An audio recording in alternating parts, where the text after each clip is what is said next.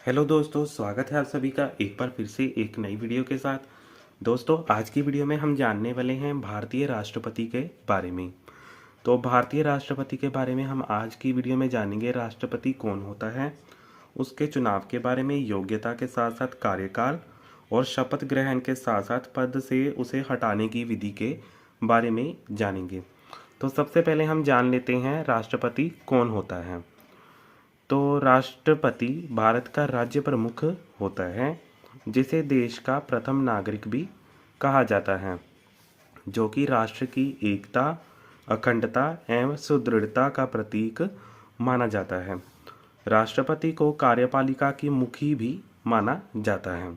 तो दोस्तों, यहाँ पर कहा गया है कि राष्ट्रपति जो होता है वह किसी भी, चाहे देश का राष्ट्रपति क्यों ना हो, वह उस देश का प्रमुख नागरिक होता है, जो कि राष्ट्र की एकता, अखंडता और सुदृढ़ता का प्रतीक माना जाता है।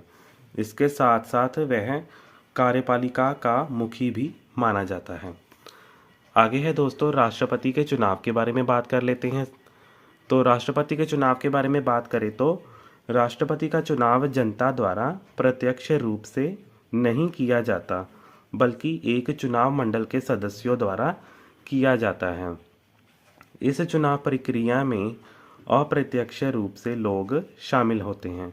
तो यहाँ पर दोस्तों कहा गया है कि राष्ट्रपति का जो चुनाव होगा वह प्रत्यक्ष रूप से नहीं किया जाएगा, जो कि एक चुनाव मंडल के सदस्यों द्वारा किया जाएगा। इस चुनाव प्रक्रिया में अप्रत्यक्ष रूप से लोग जो है शामिल होंगे। तो यहाँ पर जो लोग शामिल होंगे उनके बारे में यहाँ पर कहा गया है कि संसद के दोनों सदनों के निर्वाचित सदस्य, यानी कि लोकसभा और राज्यसभा के दोनों सदनों के चुने हुए सदस्य होंगे, वो इस प्रक्रिया में शामिल होंगे। आगे है राज्य विधानसभा के निर्वाचित सदस्य। जो दूसरी शर्त रखी गई है वह यह रखी गई है कि राज्य विधानसभा के निर्वाचित सदस्य भी इस प्रक्रिया में शामिल होंगे। इसके अलावा केंद्र शासित प्रदेशों दिल्ली जैसे पुडुचेरी विधानसभाओं के निर्वाचित सदस्य भी इस प्रक्रिया में शामिल होंगे। आगे है दोस्तों, राष्ट्रपति के पद के लिए जो योग्यता होनी चाहिए किसी भी व्यक्ति में, उसके बारे में हम यहाँ पर जानेंगे। सबसे पहली जो योग्यता मानी गई है वह यह मानी गई है कि वह भारत का नागरिक होना चाहिए। तो दूसरी जो शर्त मानी गई है वह यह मानी गई है कि उसकी आयु जो होगी 35 वर्ष से अधिक की होगी।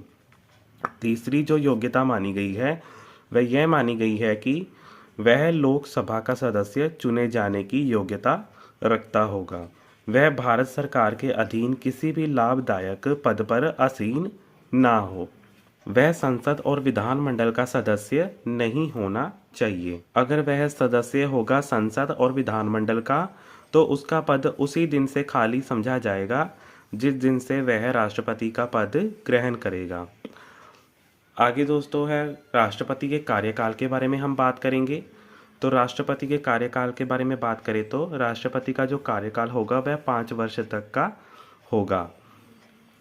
वह अपनी पदावधि में किसी भी समय अपना त्यागपत्र उपराष्ट्रपति को दे सकता है। तो यहाँ पर दोस्तों कहा गया है कि जो राष्ट्रपति का कार्यकाल होगा वह 5 वर्ष तक का होगा। इससे पहले भी अगर वह दोस्तों चाहता है कि अपने पद से त्यागपत्र देना, तो वह उपराष्ट्रपति को अपना त्यागपत्र सौंप सकता है। इसके अलावा 5 वर्ष का कार्यकाल पूरा होने से पहले भी महाभियोग चलाकर भी उसे पद से हटाया जा सकता है। आगे है दोस्तों शपथ ग्रहण के बारे में। जो राष्ट्रपति अपने पद पर आसीन होने से पहले शपथ ग्रहण करता है उसके बारे में हम यहाँ पर जान लेते हैं। राष्ट्रपति को शपथ सर्वोच्च न्यायालय के मुख्य न्यायाधीश के सामने लेनी पड़ती है, जिसमें राष्ट्रपति कहता है, मैं सच्चे दिल से शपथ लेता हूँ कि मैं राष्ट्रपति के पद के सभी कार्यों और कर्तव्यों का पालन वफादारी से करूँगा और अपनी योग्यता से संविधान और कानून की रक्षा, भारत के लोगों की सेवा और कल्याण में अपने आप को लगाऊंगा। आगे दोस्तों बात कर लेते हैं हम पद से हटाने की विधि के बारे में। राष्ट्रपति को अगर उसके पद से हटाना हो उस विधि के बारे में हम यहाँ पर जान लेते हैं। राष्ट्रपति पर संविधान का उल्लंघन करने पर महाभियोग चलाकर उसे पद पर से हटाया जा सकता है।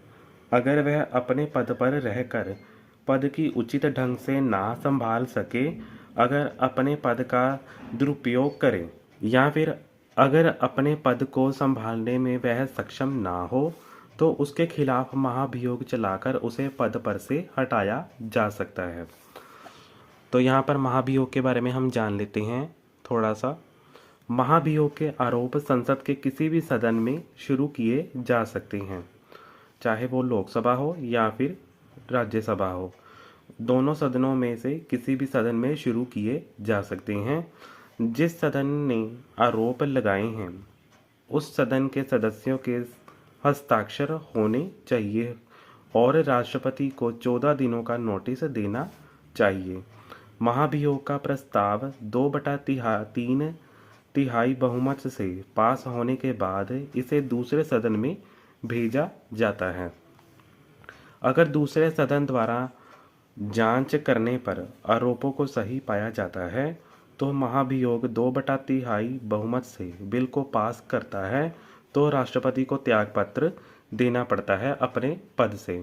तो दोस्तों, अभी तक जो है ऐसा महाभियोग भारत में नहीं चलाया गया है कि किसी भी राष्ट्रपति को अपने पद से त्यागपत्र देना पड़े।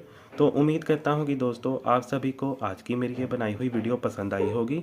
अगर वीडियो पसंद आई तो लाइक कीजिए, कमेंट कीजिए और सब्सक्राइब कीजिए। अभी के लिए मुझे दीजिए इजाज़त। धन्यवाद।